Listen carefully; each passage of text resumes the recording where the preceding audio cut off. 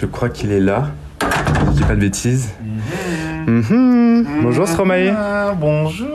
La communauté est présente. La communauté est présente. Eh bien, bonjour tout le monde. Comment allez-vous?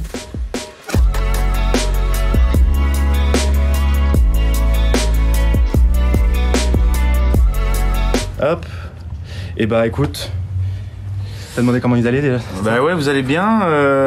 Ouais, c'est vrai que je suis pas habitué, hein, les gars, à faire des lives, donc bonjour à tous, bonjour à toutes. Merci d'être si nombreux. Fringués comme ce matin, oui, tout à fait. En effet, belle observation, tout à fait. Ouais. J'étais à la radio ce matin. Attends, il y a quelqu'un qui veut passer un live ensemble. Non, ça va pas être possible. Ah ouais, on n'a pas le temps pour ça. Hein. Non, désolé. Est-ce que tu veux qu'on commence le Q&A là? Bah ouais, par exemple. Hein. Alors voilà les questions. De tournée, le roi des Belges, ok. Il y a beaucoup de questions sur tes concerts également. Hein. Alors, hop, on peut commencer tranquillement. Première question. Alors, Nancy Simon, 23, met fin au débat. On dit Stromae ou Stromae? Ben moi, je dis Stromae, mais franchement, faites comme vous voulez, hein, les gars. Il n'y a pas... c'est chacun le dit à sa façon. Il n'y a pas de règles. Donc, est-ce qu'il y aura des concerts à Bercy, j'ai vu? Ah. Bah, ouais, je pense bien. Je pense bien qu'il y a des concerts qui sont prévus à Bercy. Mais ça s'appelle plus Bercy, d'ailleurs, ça s'appelle Accor Hotel Arena. Et il y a un concert qui est prévu le 24 février, dans pas très longtemps. Et d'ailleurs, en fait, ces concerts-là, ils sont faits en exclusivité. Donc, c'est-à-dire que je vais présenter certains des morceaux du prochain album. Et donc, c'est-à-dire que le public découvrira des nouveaux morceaux là en live. J'avoue que je l'ai jamais fait ça. Enfin, si peut-être avec un morceau vite fait, mais là, genre, je vais en faire quand même 4-5 et évidemment les morceaux les plus connus. Ça, c'est inévitable. Donc voilà. Bonjour le Canada. Alors pourquoi Jeanne avec des underscores partout. Pourquoi Multitude comme choix de titre de nouvel album? Ah bien en fait mon frère m'avait dit, donc mon frère qui est aussi mon directeur créatif, m'avait dit ouais en fait je trouve que tu fais enfin une de tes caractéristiques c'est que tu fais toujours des personnages dans tes chansons. Et alors une chose qui était sûre c'est qu'on voulait notifier le fait qu'il y avait beaucoup d'influences diverses du monde entier sur cet album musicalement. Et donc finalement en alliant texte et musique, je trouvais que Multitude était assez représentatif de cet album. Donc voilà. Sur ça, est-ce que tu as hâte de le jouer du coup en concert devant tout le monde?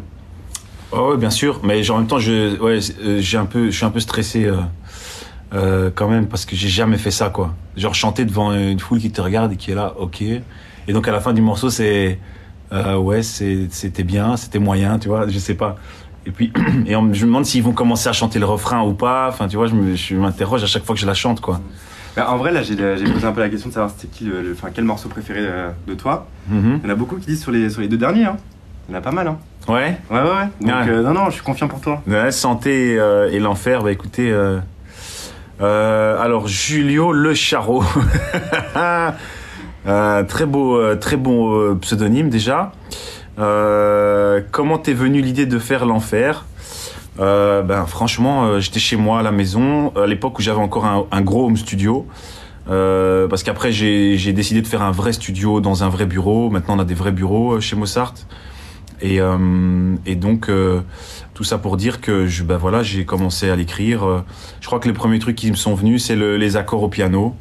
Et puis je voulais rajouter d'un truc qui ressemblait un peu à des voix bulgares et donc j'ai commencé à les imiter et puis après j'ai contacté Orenda, elle s'appelle, c'est un trio de chœurs bulgares qui vit à Paris et elles m'ont aidé en fait à chanter en plus sur ce morceau. Et en fait quand je le composais, il y avait ma femme qui était juste derrière la porte et elle était elle m'a dit qu'elle était touchée parce que c'était là un peu comme si c'était le premier morceau potable en fait qui sortait de mes doigts et de ma tête.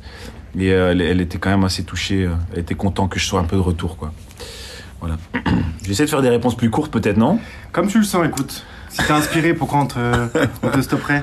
Alors, trop hâte de te voir aux Vieilles Charrues. Bah ouais, moi aussi, j'ai trop hâte d'y être aux Vieilles Charrues. Trop bien. Alors, Minimoise 13, pourquoi une si longue absence? Ouais.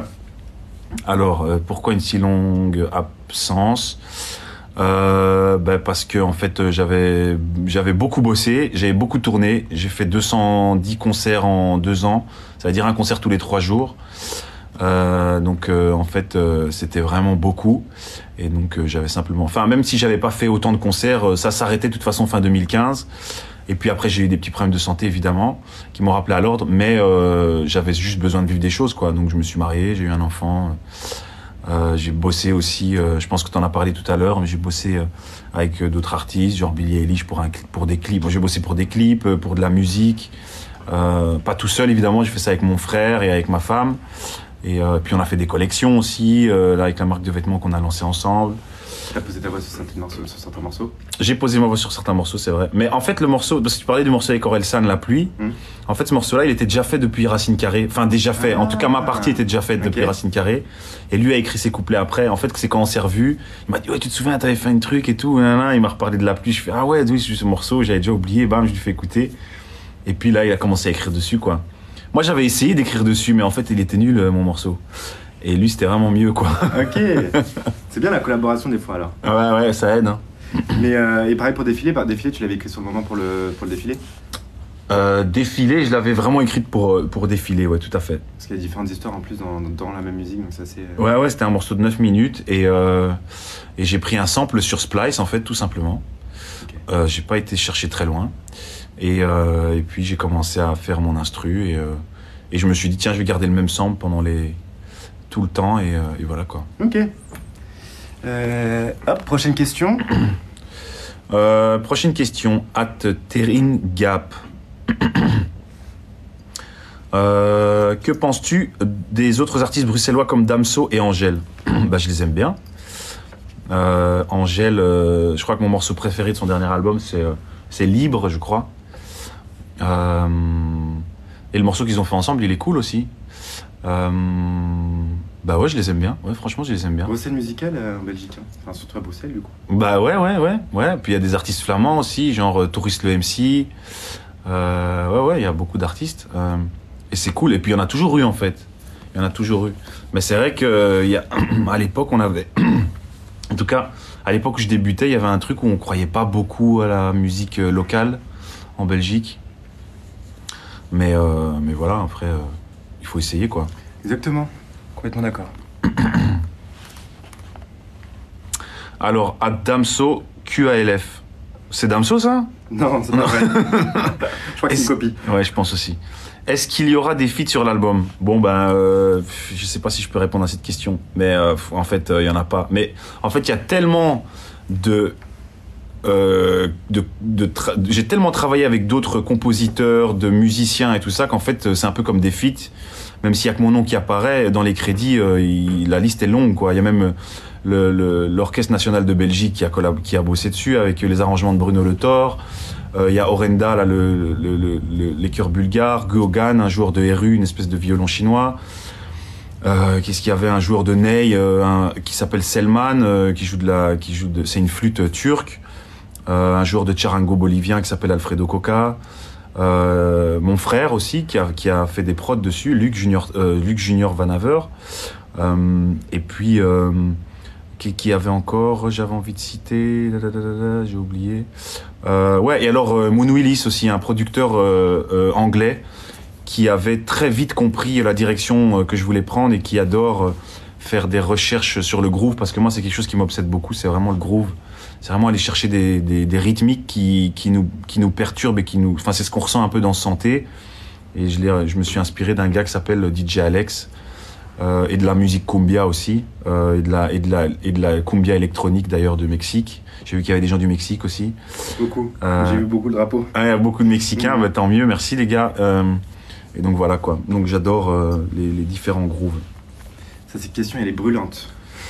Alors, Valouve, est-ce qu'une tournée est prévue? Si oui, où? Mais je pense que les dates, elles sont annoncées, mais en fait, j'ai peur de dire des conneries parce que Je sais pas lesquelles sont annoncées et lesquelles ne le sont pas. Mais je pense qu'il y a déjà beaucoup... Non, en fait, si, parce que j'ai vu les remplissages, donc si, elles sont déjà annoncées. Franchement, je passe un peu partout. Hein. Je sais que je passe à Nantes et je pense que c'est même déjà complet à Nantes, si je me trompe pas. Je passe partout en France, je passe en Belgique, en Suisse.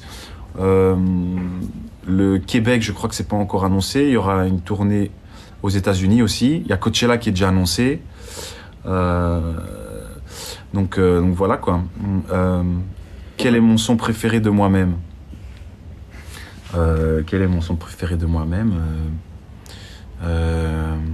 C'est un morceau que vous connaissez pas, donc en fait. Il faut le sortir, du coup. Non, désolé, je peux rien dire. Mais pour revenir sur Coachella, ça fait quoi quand même d'être l'un des seuls artistes francophones, des Belges, là, d'être sur la scène? liste. Ça fait plaisir, franchement, ça fait plaisir. Et surtout que franchement, c'était pas gagné d'avance dans la mesure où techniquement, c'est un peu compliqué de nous accueillir. Pour vous la faire courte, en fait, sur la scène, donc on travaille avec des mecs qui font de la CGI, donc c'est genre des animations style Pixar et DreamWorks et tout. Donc avec une boîte qui s'appelle N-Wave, c'est une boîte belge. Et alors on travaille aussi avec des bras robotisés comme ceux qu'on voit dans les usines de voitures. Donc il y aura 10 bras comme ça qui portent chacun un écran et ensemble ils forment un géant écran. Et donc ça pèse super lourd et donc techniquement c'était pas gagné d'avance pour Coachella. Et donc voilà, finalement, ils nous ont. C'est pour ça aussi qu'on a été accueillis sur une certaine scène et tout, et d'être headliner parce que en fait c'est comme ça que je suis considéré, et donc ça fait vraiment super plaisir, quoi, vraiment. Je sais pas si je pouvais parler du live avec autant de détails. C'est très intéressant. C'est trop tard de toute façon. Du coup, prochaine question alors. Ouais. Quel est mon groupe de musique préféré? Un groupe?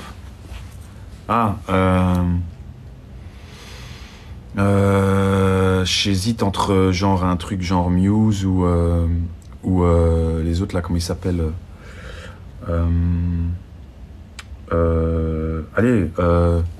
Les 3 rappeurs américains là, Migos, purée. Ça me revenait plus. Donc ouais, un truc genre Muse ou Migos. Non mais je crois quand même Migos, ça passe avant. Parce que j'écoute pas beaucoup de groupes en fait. Et un musicien du coup alors? Un musicien, moi je suis fan de Adele, vraiment très très fan d'Adele quand même. Je pense qu'il y en a aussi sur le live qui doit être fan d'Adele. Est-ce qu'il y a des fans d'Adele ici? Migos, ouais, je vois que... Ouais. Alors, comment t'es venue l'idée de te lancer dans la musique? De fantartiste.world. En fait... C'est juste que j'ai commencé et je me suis jamais vraiment dit à un moment que j'allais arrêter, quoi. C'est surtout ça qui s'est passé. Et que ça s'est professionnalisé au fur et à mesure, jusqu'à devenir un vrai métier, quoi. Aujourd'hui, pour l'album que j'ai fait, là, j'ai fait vraiment du 9-17 tous les jours. J'allais déposer mon fils, puis j'allais le rechercher à la fin de la journée, comme un métier normal. Et voilà, quoi. Donc c'est devenu un vrai métier. Pour rebondir d'ailleurs sur ce que tu disais sur Adele, on a des fans d'Adele, j'ai la confirmation. Ah bah ouais, qui est pas fan d'Adele en même temps? Exactement, hein. Avec une voix comme ça. Prochaine question, du coup, il me semble que c'est Corinne. Corinne, attends, ici? Ah non, je crois que c'est Doudoudu. Tes textes sont bien écrits, je trouve. Quel est ton secret? Oh, merci beaucoup. C'est marrant parce qu'il m'a fallu du temps avant d'accepter ce compliment. Je mettais pas mes textes, j'imprimais pas mes textes dans les livrets de mes albums parce que je trouvais que ça voulait dire qu'en gros j'étais ultra fier de mes textes et donc je le faisais pas. Et après je me suis rendu compte que ça aidait simplement les gens à pouvoir comprendre les textes. Donc pour le prochain je l'ai fait. Et je suis plus à l'aise avec le fait que j'écris pas si mal. Mais en fait c'est peut-être parce que c'est pas très chouette d'écrire. Enfin pour moi en tout cas c'est pas vraiment un plaisir. Quand on t'écoute, on n'a pas du tout cette impression. Merci beaucoup. Mais c'est peut-être parce que je me casse trop la tête ou je sais pas. Mais en même temps, je crois que j'ai comparé ma façon d'écrire avec celle d'Orelsan. Parce que souvent, quand je bloque sur mes textes, je l'appelle en fait. Et c'est ce que j'ai fait pour Multitude. Et en fait, il est venu et il m'a montré la façon dont il écrivait. Et franchement, c'est vraiment impressionnant. Enfin, lui, il va vraiment loin, quoi. C'est-à-dire que, en fait, on comparait nos façons de travailler à Angèle, lui et moi. Et genre, il me disait, ouais, quand il a bossé avec Angèle, Angèle il disait, bah voilà, moi quand j'écris, je commence à écrire, quoi, voilà, c'est tout, première phase, deuxième phase, rime, voilà, et puis c'est tout, quoi. Et lui, genre, Orelsan, genre, il te fait des notes interminables, mais genre, il va chercher hyper loin, quoi, tu vois, genre, moi je cherche aussi, mais franchement, enfin, je suis vite avec mon dico des synonymes, et mon dico de rime, tu vois, vite fait sur le côté, et puis... mais comme toi, Orelsan, d'ailleurs, il est vachement reconnu pour ses ses textes, mais parce qu'il est super bon. Et voilà, et en même temps, je pense que c'est normal, il n'y a pas de secret pour avoir des textes aussi bons que lui. Il n'y a pas de secret, il faut bosser comme un acharné, c'est ce qu'il fait. Donc voilà. Tu veux rebondir sur certains commentaires, hein. Bon, ça va vite en vrai. Hein. Ouais. Non, il y a beaucoup de gens qui disent tu es formidable, mais du coup, ça résonne avec ton titre, du coup, sur Racine Carrée. Ouais, tout à fait. Formidable. Quelles sont les plus grandes stars que j'ai rencontrées ?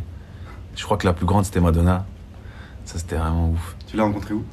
Je l'ai rencontrée 2 fois. Une fois à Londres et puis une deuxième fois à New York. Ouais. C'est impressionnant, je pense. Bah ouais, quand même. Hein. C'est quand même la Madone, quoi. Du coup, tu peux enchaîner avec les questions qu'on a sélectionnées. Hein. Corinne Collin. Corinne. As-tu conscience de l'impact qu'a ta musique sur les gens ? Perso, elle m'a aidé à des moments où je n'allais pas bien. Je t'adore. Bah écoute, c'est très gentil. J'en ai pas toujours conscience, mais c'est vrai que souvent j'ai des retours de gens et sur l'enfer, par exemple, on m'a fait des super beaux retours. Des gens qui me disent voilà, ça me fait du bien de mettre des mots en fait sur des choses des sujets qui sont parfois tabous. Et voilà, c'est vrai que j'ai tendance à parler de choses dont on parlerait pas forcément sur des musiques un peu entraînantes. Et voilà, c'est un truc que j'aime faire. Donc voilà. Alors Camilla Milk, comment tu te prépares avant de monter sur scène ? Là, je viens de faire une nouvelle routine là, avec une coach vocale. Donc c'est-à-dire que je vais essayer de faire genre 2 heures avant manger. Après 1 heure et demie avant faire un peu de corde à sauter ou un peu de sport. Après faire mes échauffements vocaux. Et puis après, j'aime bien sautiller en l'air pour pas me faire un claquage quand même. Mais ça, c'est en théorie.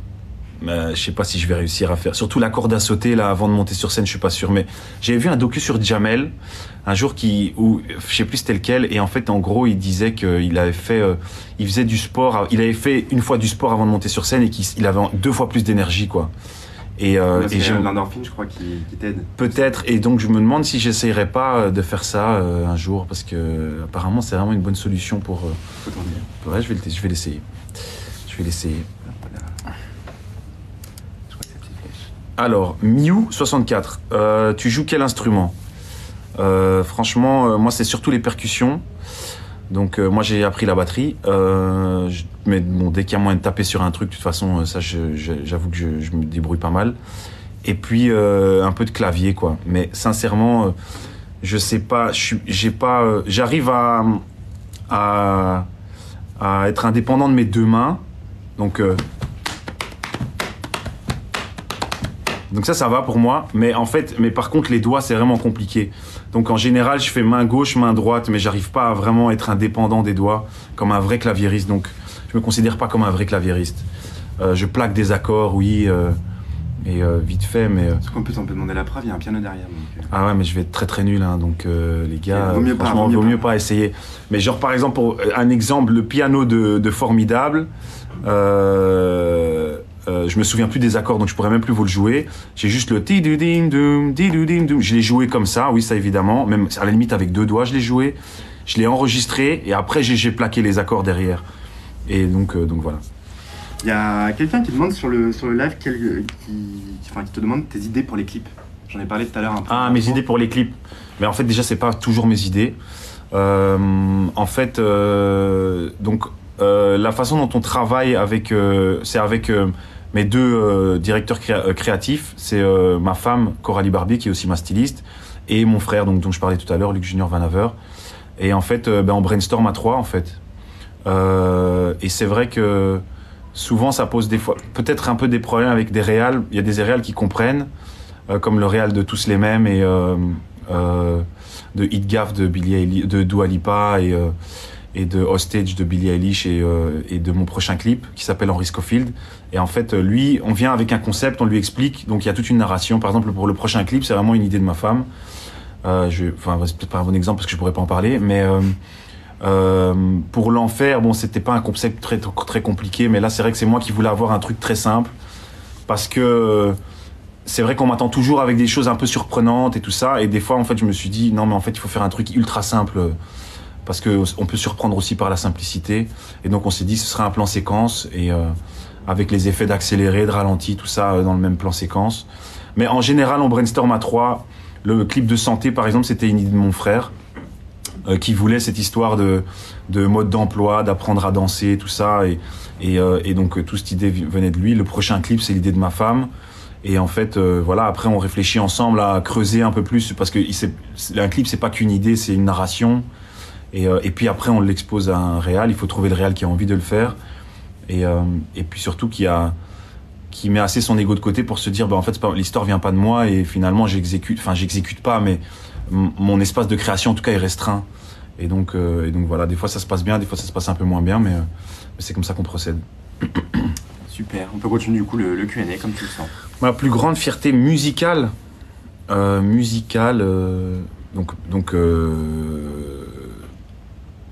c'est pas des achievements, quoi, c'est genre musical, quoi. Musical. Ouais. Dans ta propre interprétation, ouais. Ah, ouais. L'idée en premier quand on me dit ça. Le trick, je sais pas, peut-être que c'était la composition de Papa Outé, parce que c'était pas hyper simple. Je me suis un peu dépassé dans la mesure où c'était pas juste 4 accords et une boucle de 4 mesures, quoi. Donc par rapport au succès aussi reçu. Non, au-delà de ça, vraiment purement Vraiment la réussite juste personnelle d'avoir réussi à composer un truc un peu compliqué. Et je truc que j'avais jamais dit, je pense, mais en fait, c'est que je me suis fort inspiré de la ritournelle de Sébastien Tellier pour Papa Outé. En fait, c'est vrai que quand tu vois, ça fait pareil. En fait, c'est les basses qui te font 2 notes et puis tu plaques un accord. Et donc, je me suis inspiré de la même rythmique. Et voilà, j'étais assez fier parce que c'était une composition un peu plus longue que juste 4 mesures qui se répètent, quoi. Donc voilà. J'essaie de voir quand même. Ça va vite quand même, hein. Ah bah ouais, parce qu'ils sont 6000. Ils sont 6000, ok. Ouais, ils sont 6000. Un feat avec Orelsan, ouais, pourquoi pas, avec plaisir. Mais là, moi j'ai fini l'album, lui il a fini le sien, donc je pense qu'on est plutôt en phase, on est en phase de tournée là. Mauvais timing. Ouais, mauvais timing. Et puis surtout ça doit être naturel, quoi, parce qu'en fait on était en studio pour son album, on était en studio pour mon album, enfin pas le dernier album d'Orelsan, mais son album d'avant, et après mon album aussi, et en fait finalement ça vient pas, tu vois, donc faut que l'envie soit mutuelle au bon moment, et puis que ça fasse sens par rapport à la thématique de l'album et tout. Quel endroit insolite en Belgique t'aimerais faire découvrir? Quel endroit insolite j'aimerais faire découvrir en Belgique? À Bruxelles. Il y a le point de vue des 7 Meuses. En fait, moi j'étais à l'internat dans un bled qu'on appelle Godin, dans le sud de Namur, à 20 minutes de Namur. Donc c'est une ville qui est dans le sud de Bruxelles. Et en fait, il y a un endroit où tu peux faire du parapente. Et donc on appelle ça le point de vue des 7 Meuses. On appelle ça le point de vue des 7 Meuses parce que tu vois 7 fois la Meuse. Donc c'est un cours d'eau, hein, la Meuse. Et donc tu la vois 7 fois parce que c'est en haut d'une colline. Et donc voilà, donc c'est un endroit que j'apprécie particulièrement. Notez, hein. Faut pas louper ça. Et justement, pour rebondir par rapport à tes endroits à Bruxelles, il y en a donc, dans les questions qui arrivent après. Ouais. On te demande ton snack ou ta friterie préférée à Bruxelles. La friterie à laquelle je vais tout le temps, c'est la friterie de la Barrière, donc la Barrière de Saint-Gilles en fait. Et je sais pas l'origine des femmes qui font les frites. Je sais qu'elles sont de l'Est, mais je sais pas d'où. Et j'avoue que, en plus j'ai mon petit, elles me font, je dois pas faire la file et tout. Enfin bref, j'ai mes petits, normal, hein, j'ai mes petits avantages. Normal. Et donc je vais souvent là, on se prend la petite frite. Souvent ma femme elle prend un petit biki, moi je prends une petite boulette avec sauce andalouse. Parce que vous n'avez pas autant de sauces en France. Mais peut-être je crois qu'elles arrivent maintenant. Mais andalouse, on l'a, mais on l'a que dans le commerce. C'est vrai que tout le monde ne l'a pas, effectivement. Andalouse, Brésil. Ma femme prend Brésil. Moi, je connais pas. C'est une sauce un peu sucrée en fait. En France, il y a la sauce algérienne et la sauce samouraï qui est très célèbre. Samouraï, on connaît aussi. Samouraï. Mais algérienne, on connaît pas. Algérienne, je crois que c'est à peu près comme la samouraï, il me semble. Si je dis pas de bêtises, c'est que je vais faire taper dessus. Mais je crois que c'est ça, ouais. Ok. Je sais que sur les sauces pour Pour les sandwichs, c'est très important. Alors, je pense quoi de PNL? Moi, j'aime bien PNL. Qu'est-ce qu'il y a? Tu connais le sud de la Belgique? Bah ouais, je connais. J'étais en internat au collège Saint-Paul de Godin, donc oui, je connais un petit peu la région. Sauce Dallas. Je connais pas celle-là, c'est quoi? Je pensais que c'était une sauce qui n'existait pas. En fait, ils en parlent dans Dickeneck, mais en fait, elle existe, okay. cette sauce. Ok. Mais je savais pas. À tester alors. À tester. Alors, question de Me-Wise8, ou 8, je sais pas comment on dit. Tu penses quoi de la K-pop? Moi, j'aime bien. J'aime bien Black comment? Blackpink. Je les aime bien. J'aime vraiment, et je crois que j'ai vraiment une accroche avec un de leurs producteurs, parce que il y a plusieurs instrus que j'aime vraiment beaucoup, et j'aime bien la façon dont elle pose et tout. Donc ouais, j'aime plutôt bien la K-pop, hein, c'est plutôt bien foutu. Donc voilà. Ousous 015, c'est quoi ton plat préféré?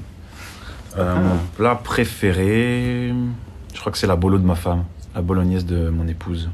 Les bolognaises, putain. Bah ouais, surtout la bolognaise en général, familiale, c'est toujours la meilleure, quoi. Exactement. Donc ouais, c'est celle de mon épouse. Hop. Alors, Ghost Fate 2, quelle est la chanson sur laquelle tu as pris le plus de plaisir à faire? Elle est bizarrement posée cette question, mais laquelle avec laquelle j'ai pris le plus de plaisir? La plus compliquée du coup Papa Outé, mais est-ce que ça serait pas la même alors? Ouais, je pense que c'est celle avec laquelle j'ai eu le plus de plaisir. Ouais, je pense Papa Outé, c'est vrai, bien vu. Ouais, Papa Outé, bah ouais, parce que j'étais assez satisfait de moi-même, de la compo. Et puis je me souviens que j'avais chanté Papa Outé sur une autre compo, et puis finalement je l'ai reprise sur celle-là. Bref, ouais, non, assez satisfait.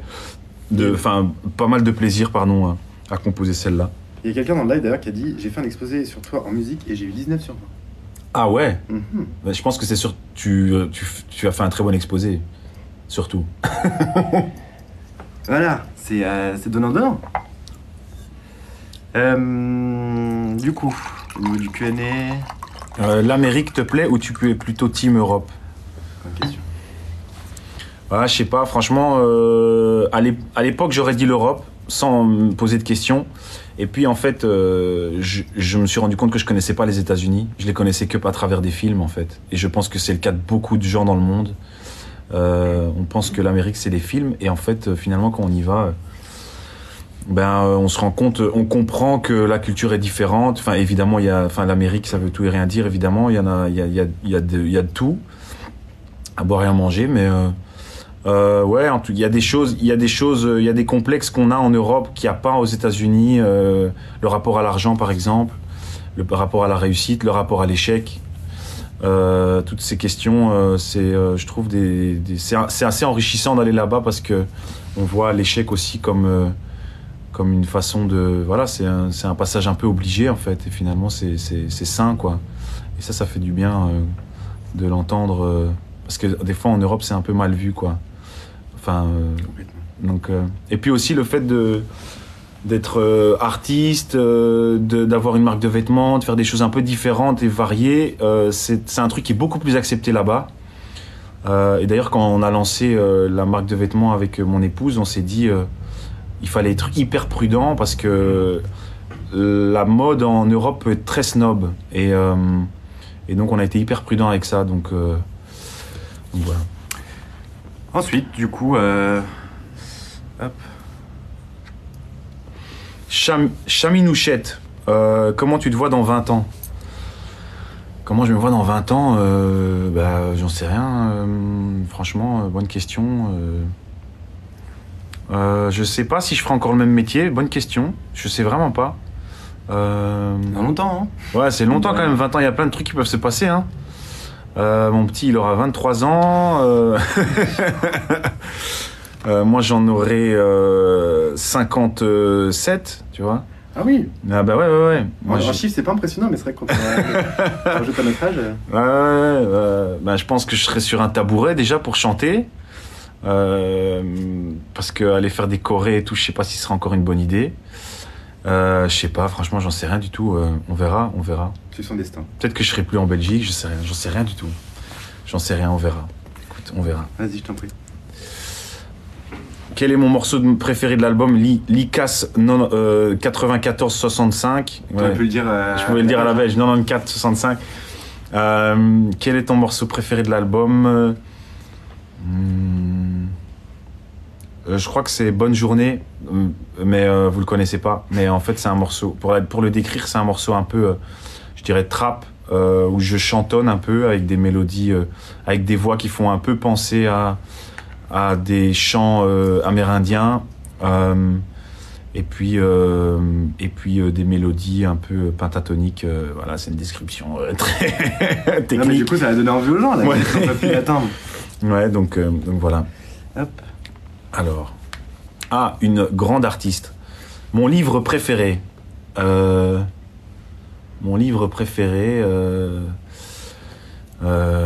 je pense que c'est.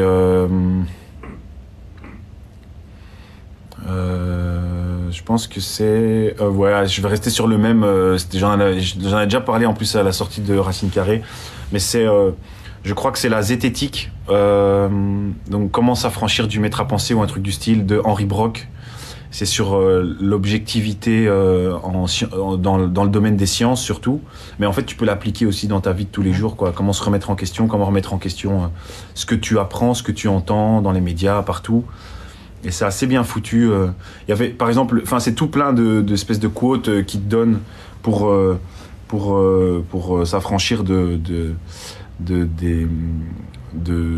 ce qu'on te dit et de garder une espèce d'objectivité. Mais il y a cette fameuse phrase qui dit, et en période électorale, c'est intéressant, c'est que c'est pas parce que tu prouves que j'ai tort que tu as forcément raison. Et c'est une des phrases, par exemple, qui l'énumère dans son truc. Okay. Et c'est intéressant, en fait, parce que c'est vrai que dans beaucoup de débats à la télé, on voit toujours deux personnes qui s'affrontent comme si c'était une guerre de, en fait, je prouve que tu as tort, donc forcément j'ai raison, alors que ça prouve rien du tout. Ça juste prouve que tu as dit une bêtise, certes, mais c'est pas pour ça que ton argument est plus valorisé. En fait, vous pouvez tous les deux avoir tort, en fait. Bref, donc voilà. Bref, c'est un livre un peu intéressant quand même. Et qui m'a appris beaucoup de choses. À lire, du coup. Ouais, c'est cool. C'est court en plus, hein. Franchement, c'est 50 pages. Et moi, je déteste les livres trop longs, donc voilà. Écoute, on va commencer à conclure. Je pense qu'on peut finir avec une dernière question. Yes. Hop. Alors, je sais pas si celle-ci... aussi bien que celle que j'ai. Non, j'ai déjà fait celle-là. Ouais. Kenan 1812, est-ce que tu pourrais chanter pour ma mère le 14 février? Elle est fan de toi. Écoute, je vais pas te mentir, mais le 14 février, moi je serai avec mon épouse. Il y a peu de chances que je chante pour ta maman, mais en tout cas, merci à elle et je l'embrasse très très fort. Voilà, merci beaucoup. Il y en a pas qui demandent dans le live, est-ce qu'on est formidable en parlant d'eux du coup? Parce que oui, bien sûr que vous êtes formidables, vous êtes géniaux, merci d'être tous là au taquet. J'ai entendu qu'il y avait des mecs qui étaient en cours, il y en avait qui...